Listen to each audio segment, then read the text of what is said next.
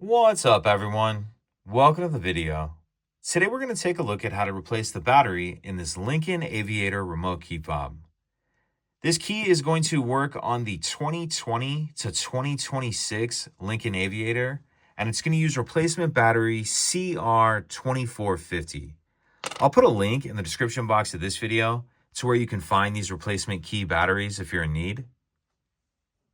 So the first thing I'm going to do is grab my key fob and remove the emergency key that's in the bottom of it. That's done by pressing this button here that my thumb's on, and the key will slide out like that. Now I'm going to hold the key fob with the buttons facing down, and taking a look at the bottom of it, we see there's this notch right here that I'm touching with the end of the key. So what I'll do is take my emergency key, push it in that notch like that, then I'm going to angle up and push up on that back cover and pop that off.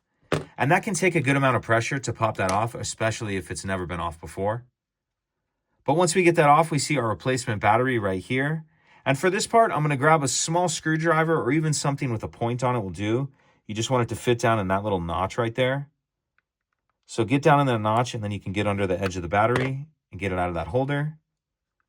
We'll get our old battery out, then we'll grab our new replacement battery, and you want to make sure that you're installing that with the plus side up, positive side up.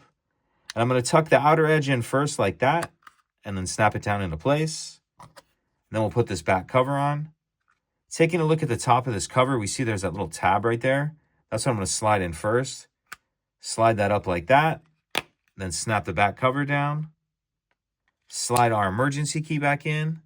And that's it. If you could take a second to like and subscribe, it helps us out, and I'd appreciate it. Thank you.